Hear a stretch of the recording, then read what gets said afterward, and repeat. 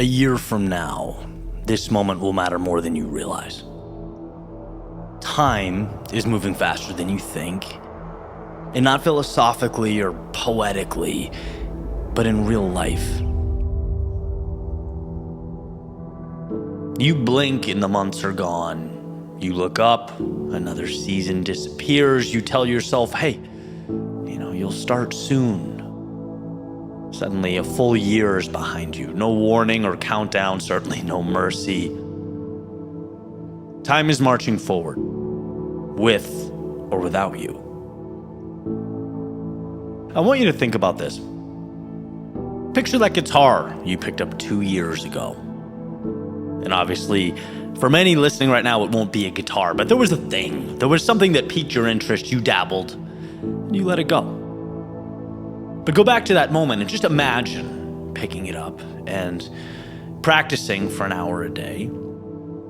No pressure or expectations, just consistency. And you do that every day for a year or 2 years. Well, what's always crazy to do is look back and think about 2 years, right? Gone in what feels like a blink. How fast these large chunks of time come and go. And today, you wouldn't be thinking about learning guitar. You wouldn't be watching videos or saving tutorials.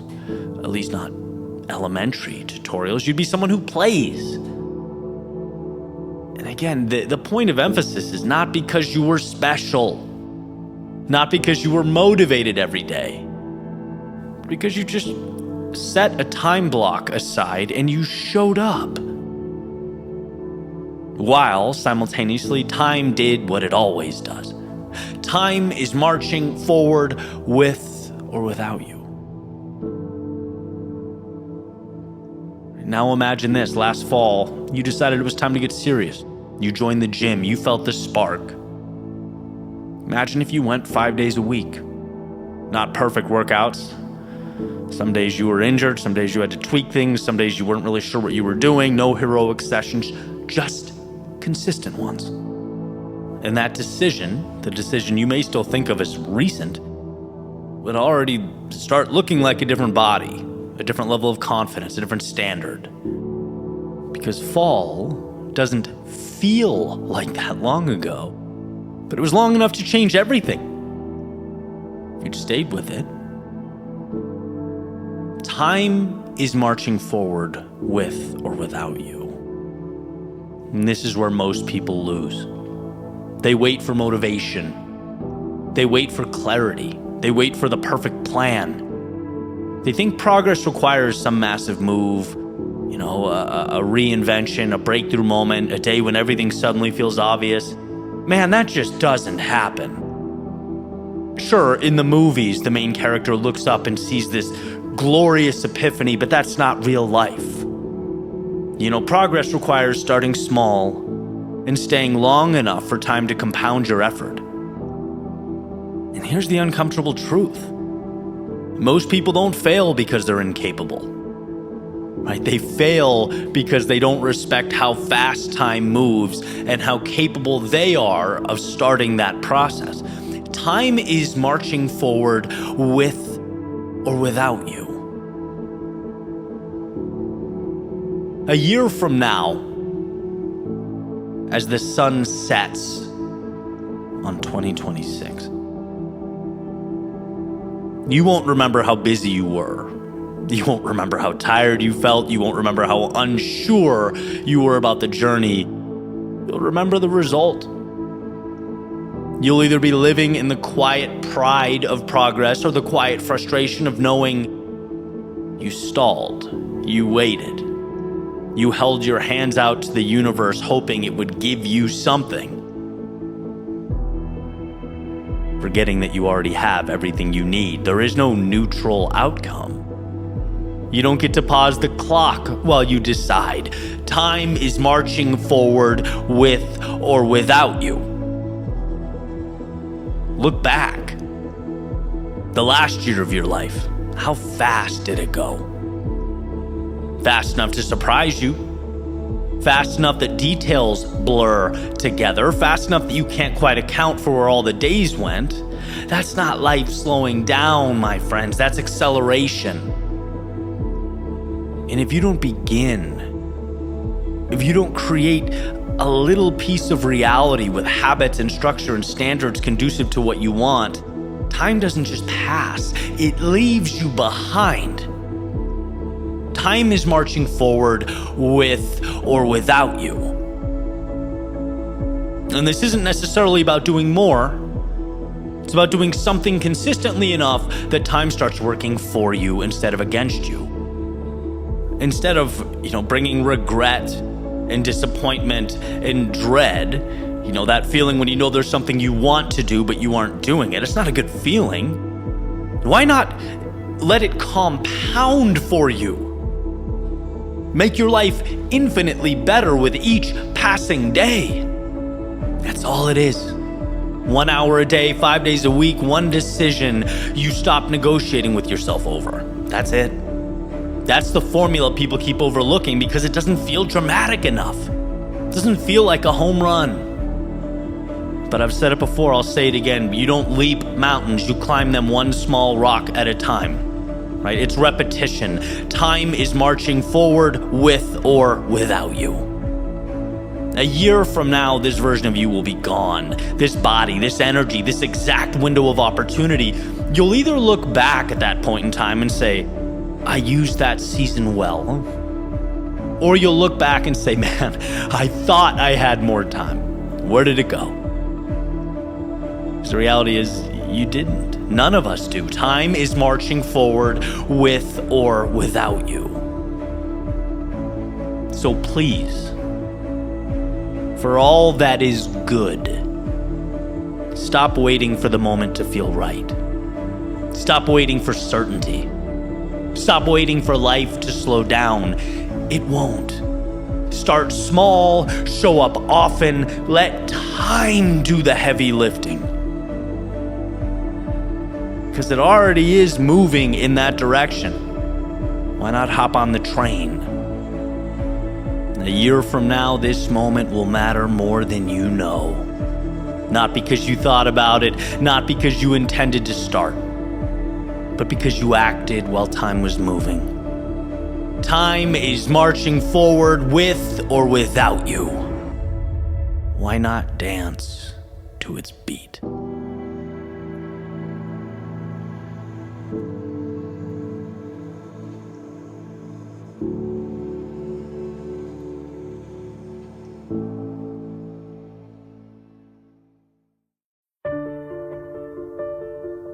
There's something incredible about the prospect of starting over. Not because you're unhappy with who you are, or because each step that brought you here wasn't perfect in its own unique way, but because somewhere deep down, we can feel the infinite. We know that when it comes to what's possible, we are a flicker of light in a galaxy of stars. Waiting to take shape, find our way, to shine out across the very elements from which we came. See, beginning again simply means a new chapter. It means the next adventure. It's places you've never gone, people you've never met. It's stories untold and dreams still dancing around in your head. There's an old Dr. Seuss quote I remember as a kid. He said, "Sometimes you will never know the value of a moment until it becomes a memory." And turning the page on that chapter is, if nothing else, a temporary reminder that we are in the very moments we'll look back on and smile. It shines a spotlight on the people that mean the most and reassures us that the small stuff just might be the big stuff. After all, life doesn't dwell on the heartbreak or the times we fell, but the times we got back up. The times we looked with confidence at the road ahead and smiled at the horizon as each fleeting moment is discovered for the very first time.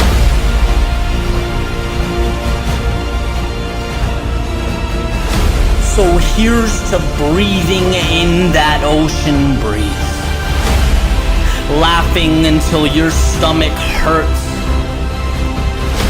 Here's to dreaming like there are no rules and living like there's no tomorrow.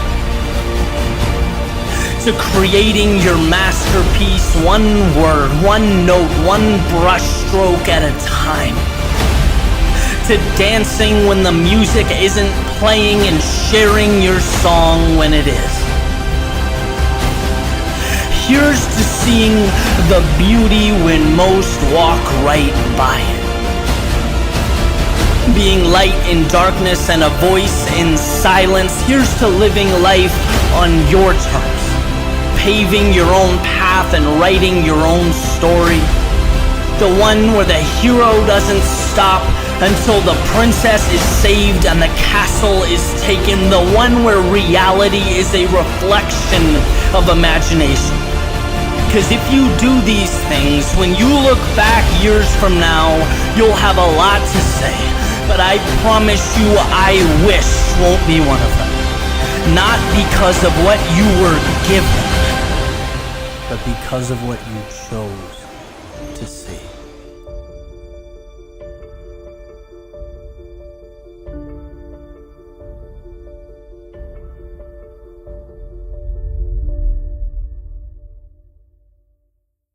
Hey gang, Eddie here. So I've been building something alongside your world within. It's called AGNS, Always Grateful, Never Satisfied. If you've been listening to the podcast, you know exactly what that's referring to. That duality of appreciating the present moment, but also not being afraid to ask the world for more, for diving fully into your potential. And I'd love for you to be a part of this journey as we build and build and build. I have a free newsletter, agnsnewsletter.com, where you'll get daily motivation, monthly challenges, as well as updates on all the exciting things we have coming around the corner.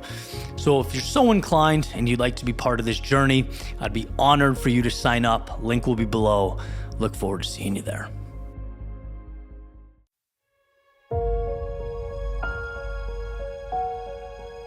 The hard thing brought me through hell, but also to that which exists on the other side. The hard thing prompted me to question and doubt, but also provided the pieces I used to build my confidence little by little. It made me ask the tough questions, the ones maybe I didn't want to hear the answer to, but also gave me the power to transform those answers I didn't like. The hard thing meant forfeiting being the expert in my world in exchange for the role of student in a foreign arena. Gave me new ladders to climb, new possibilities to reach for. It showed that true growth requires a willingness to be the beginner. It took some people out of my arms, my circle, my work, and in some cases my life altogether, but always seemed to open the door to those souls better aligned, those conducive to the journey and the process. Let's remember what the hard thing is. Beyond the pain, because we all know it does bring that. Beyond the challenges, because there are certainly many.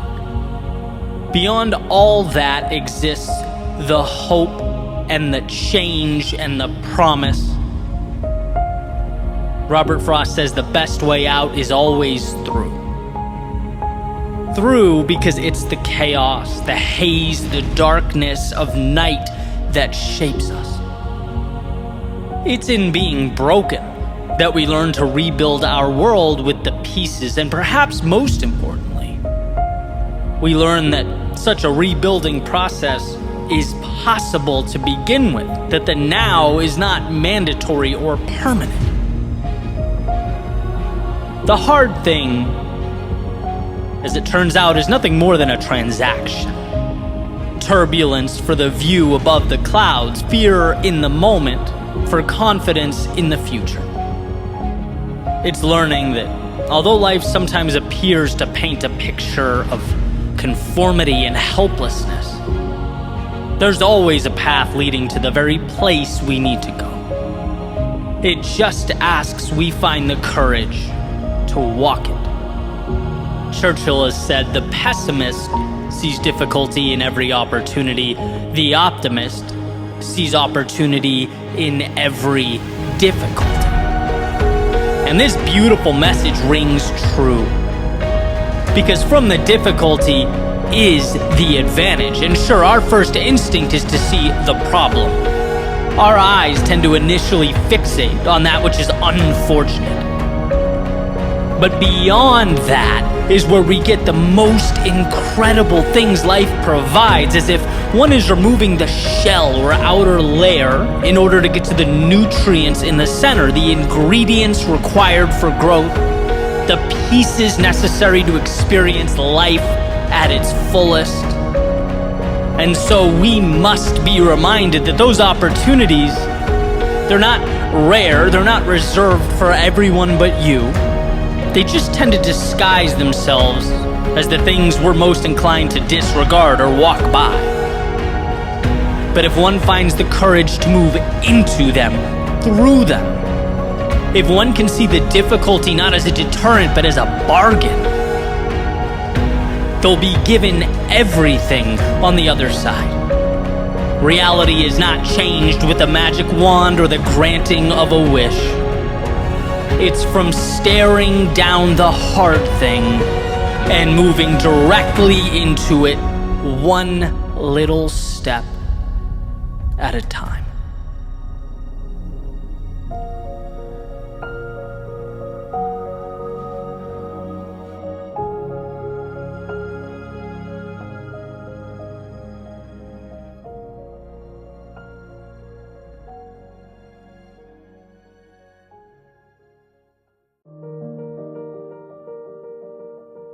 There's a saying that will always be true. It will be true on your best days and your worst. It will be true after victory, and it will be true after defeat. It will be true when you have momentum, and it'll be true when you're down on your luck, doing everything in your power to create momentum. That saying is, your future begins now. Hey, on the surface, might not seem like much. Sure, my future starts now. I know that. Everyone knows that. Well, if that's true, if everyone does in fact know that, why do we spend so much time stuck, reliving our past, unable to break free? Why do we remain terrified to change? Why do we feel such a connection to who we were, how others saw us? Why must we remain loyal to the character we've been playing in our mental autobiographies? See, here's the thing about the past and the future. One is fixed, can't be changed, and the other, well, it's waiting for you to tell it what it is. One is expired time, one is planned to be determined. And it's interesting how we continue to conflate the two. Epictetus has said that the more things we value outside of our control, the less control we have. Well, I'm going to be the messenger here, relaying the precious truth that yesterday is in fact out of our control. What can be controlled is where we go from here. The next step. Meaning today is not your failures. It's where you take those lessons. It's not your mistakes, but it's what the stronger you can now endure because of them. It's not the dreams you let slip away, but where your pursuit might take you now. And yeah, yesterday certainly contributes to your outlook, as all information does. Its value considered, its impact assessed. It guides you, but it's not you. And that difference is astronomical. There's a question about the role the past plays in our lives. That has to mean something, right? Your past is, in many ways, your story. It's why you think the way you do. It's contributed to your understanding of the world. It will always be a part of you, and I believe that. But I also believe the past is a story. And just like reading one chapter in a book simply sets the stage for the next one without controlling its direction, so does every day that has led you up to now. Life gives us the tools to experience, to grow, learn, and then shed that which does not coincide with what's important. Your failures are not you. But they are precious in that they push you towards what you'd like to be. See, you can experience something and not be that thing. As Kierkegaard says, if you label me, you negate me. If you proclaim me to be X, you're essentially stealing from me the infinite possibility that is the future. Yesterday has nothing to do with what I can become. And so taking it a step further, never mind being labeled by someone else. How could you label yourself and see it as anything but self-sabotage? See, you're never defined by your past, but always learning from it. It's not who you are. It's the cheat codes for what you can be. Without that winding road of misfortune and mistakes, the incredible expansion we long for doesn't materialize. Imagine if everyone who ever felt down in life, felt like a loser, who temporarily lost hope. Imagine if they looked in the mirror and said, okay, this is who I am now. There would be no triumph in the world. Because anything meaningful requires the resiliency to map our way from the hell that was our darkest moments to what will become our proudest moments. Destiny. Destiny means that you separate the finite from the infinite. What you used to call yourself has prepared you to move towards the horizon. But what you used to call yourself is also as irrelevant now as those seconds that you watched tick away. Seconds that maybe you're not proud of. Seconds that perhaps taught you about the world. Seconds that gave you a glimpse of what's possible, unveiled the happiest of times, all of it. In its own unique way, it brought value, but none of it is your future. Why? Because back to that beautiful, all-powerful sentence, your future begins now. Your destiny is awaiting its marching orders, and all you have to decide as you stand today is where that ship will sail.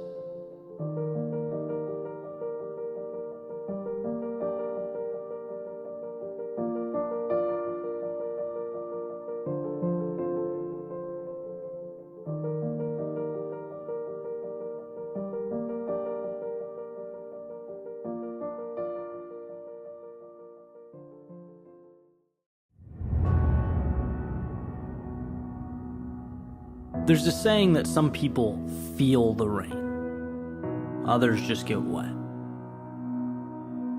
I've always found this interesting, this idea how the same subject, same situation or occurrence can be interpreted so differently, right? It can plant the seeds for such different outcomes. Like Kishimi and Koga mention in their book, The Courage to be Disliked, well water is 60 degrees, and it's always 60 degrees. In the summer and the winter, but depending on what time of year, right, the makeup of the outside world, that 60 degrees feels different. The water didn't change, its circumstances did, and our thoughts are no different. It's not the world that writes the story, we do. And every second, moment, day is merely an interpretation. Does time tick by? Or is it driven into a state of flow? Is it transformed into something more? Was losing an indicator that, hey, maybe you're not good enough? Or is it your motivation to be better than you've ever been? Is your day an allegiance to the present or an invitation to chase down tomorrow? See, the world doesn't get to tell the tale. The world is paper, it's ink, it's ideas. The world is everything you need to decide how your story's going to go. How does he see the world? How does she define reality? That's the question. Because you don't need to change the world, you need to change the way you see it. And you don't need to change who you are. You need to change the imaginary shackles you've placed around your ankles that are limiting the heights you could reach. In fact, the world, as far as I'm concerned, is an accumulation of thoughts, ideas. It's 8 billion individualized movie screens attempting to interact, to coexist together. And when you look at it like that, it's not that your mindset plays a role or it's kind of important. No, it's that it narrates the play. It's the glue that ties everything together. What you see is what you get. And this isn't a one and done thing, it's an everyday thing. Because there's always going to be occurrences in our lives that challenge us, that threaten our understanding of who we are and what we're capable of. There will always be the temptation to make the opportunity into the problem and the hero into the villain. But why forfeit that control? I remember hearing that if you find time to be grateful, both in the morning and at night, it changes your life. Not because the world transforms, but because it reinforces the perspective you need. We are lucky to be here. We're lucky to have challenges that push us forward. Lucky to have ups and downs that bring us closer to the people in our lives. We're lucky that chaos and discomfort open a door for transformation on the other side. And look, I get life isn't perfect. And not everything can be great all the time. But I do believe that if we can bring ourselves to stop, to breathe, to even focus briefly, we can find value in any situation. What's in front of you, it exists, right? It's the well water. You can't go back in time or remake the obstacle at your feet, but you can always decide how to make that work for you. And that's a superpower. And I use that. I use it when my short-term ideas or videos or projects underperform. I use it when people let me down. I use it when in the moment I'm either under or overwhelmed. The question, where is the win? In this spot, this situation where most would hang their heads and let the outside world rewrite the story, how can I find a way to hold mine high and maintain my own accountability? Extreme differences in life outcomes are so often prompted by such subtle realizations, subtle decisions. Their reason to stop could be your reason to not only carry on, but thrive.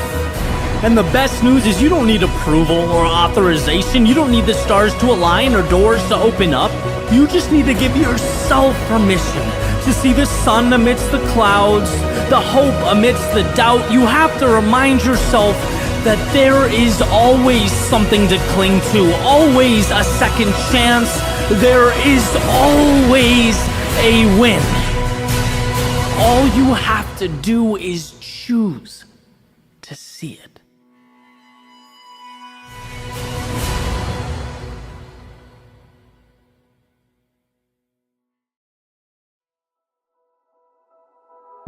Find something to make yours. I connect every few months with some of my good friends to strategize, kind of reflect back on the previous quarter, plan for the new one with each of our businesses, kind of share ideas, stuff like that. And I was chatting with my friend Keith about life before he found success in what he's doing now, the struggle and the turbulence he faced, as well as ultimately his decision, and that's entirely what it was, to turn things around. And I've talked about his backstory before, so I'm not going to get too much into it, but essentially he grew up in a very negative environment, dealt with a ton of adversity, but got through it. Started his own national business, installing and repairing commercial pizza ovens, and the guy's just crushing it. And, you know, our conversation in that moment wasn't so much about the doing, it was more on the overcoming and how mentally we had to recreate ourselves to have any chance of moving beyond what we knew. I've talked about it a little before. Kids are simply not taught in school how to thrive, how to build, how to ask more of themselves in the world. They're taught to follow instructions, to do what they need to do in order to pass the exam, to progress to the next level. And there's a gray area, because I'm not saying this is totally valueless, but I am saying that anything beyond that requires a reworking of sorts. Now, you ask anyone who stepped out of that cycle, and they'll tell you the mental and psychological shift that needed to take place. It was almost overwhelming, right? It's a lot, but it's imperative. I recently looked up the word entrepreneurship, and this is the definition. The activity of setting up a business or businesses, taking on financial risk in the hope of profit. And in my mind, it is the risk precisely that's challenging, that brings us so much pain, but also contains within it the reward. It's one of the craziest dilemmas we face. You'll have to endure some of the worst times of your life, but because of that, you'll get to experience highs that would otherwise have been almost completely improbable. We have to rework the thinking that says discomfort equals run away. It's like, no, discomfort equals the price of something better. And sure, it's by no means mandatory, but it's where the upside lives. You have to train yourself to step out into the chaos with the expectation of taming it. And yeah, everything could go wrong, but also everything could go right. And just imagine what that would look like. That possibility alone validates the risk. We just need to convince ourselves. And that risk, by the way, is not just financial. In fact, most of the time it's not. It takes a variety of shapes in our lives. You run the race, you risk losing. You go up and talk to the girl, you risk rejection. You pick up and move somewhere new, you risk winding up somewhere you don't want to be. And maybe temporarily things do fall apart, but maybe you win the race. Maybe you find the love of your life. Maybe you relocate to the happiest place you've ever called home. Calculated risk is the beginning of everything that matters. And so back to the convo. We were talking about the different risks we've taken, how some chapters were fun, some were challenging, and some were both. And how, for me, there was even, from time to time, a conversation where I was asking myself whether it was really worth it. When you're uncomfortable, the mind wants to do one thing, get rid of the discomfort. And I had to convince myself, remind myself that I'm someone who risks good to pursue great. Risk hurts. And somewhere in that conversation was when Keith said he remembers the exact point the risk became worth it. The discomfort became easier to manage. We're so used to taking orders, to playing scared, that the incentive just wasn't there until, Keith's words, it became mine. The most invigorating thing he ever did was find a pursuit to call his own. That's powerful. His business injected him with a new energy and, in essence, a new life, because he suddenly had a stake in the game. And I think that's what so many of us in so many areas are missing. The risk appears bigger when it's not counterbalanced by something meaningful. So find something to make yours. The simplicity there is beautiful. Complex ideas expressed in simple ways are always worth holding on to, right? We are programmed to lose because we are programmed to live according to someone else's standard, to think small, to ask ourselves, how do we not screw up? But when you can step outside that little self-imposed circle and instead ask yourself, what's something I can create that is my own, something I care about, that I can nurture, invest a part of me into, that's when life really starts paying dividends. You're not existing, you're living. Or as I've recently discussed, you're empowering yourself to not just sit in the room, but be in the room fully. I use entrepreneurship as the model for this discussion because that's been such a huge part of my life, where I've been injecting my time and attention and risk. But the point is not that everyone needs to stop what they're doing and become an entrepreneur. That's one path of many, obviously. The point is that there is a risk-reward dynamic in entrepreneurship that we should all understand, extract, and inject into our own lives where it best applies. We've learned to settle in so many ways that we must know there is tremendous value in asking, what is it in my life I want to invest in? Make mine. Give myself the opportunity to experience the excitement of defining the things I care about and watching them grow. Right? Whether your current arena is entrepreneurship or motherhood, fatherhood, academics, a particular relationship, some combination of these, or anything else, to make magic out of the mundane requires we first make it ours. We take ownership, responsibility for the journey. We accept the risk and chase down the rewards. You can do amazing things when you realize what you're capable of and commit to its manifestation. So in a world where, yes, we are conditioned to fail, step out from those subtle shackles of learned helplessness. You are anything but helpless. It's just that you've yet to reach out and pull your dreams into your orbit. You've yet to put a stake in the ground and say, this matters and it's time to see it through. Because once you do that, the good stuff begins.